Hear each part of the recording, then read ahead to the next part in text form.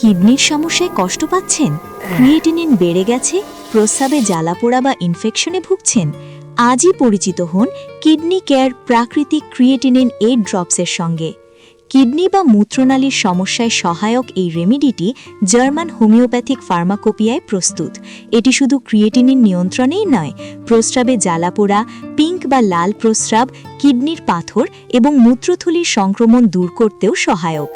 এই কম্বিনেশন রেমেডিতে রয়েছে Burberry's vulgaris, যা কিডনির পাথর এবং রিনাল কোলিক দূর করতে সহায়ক।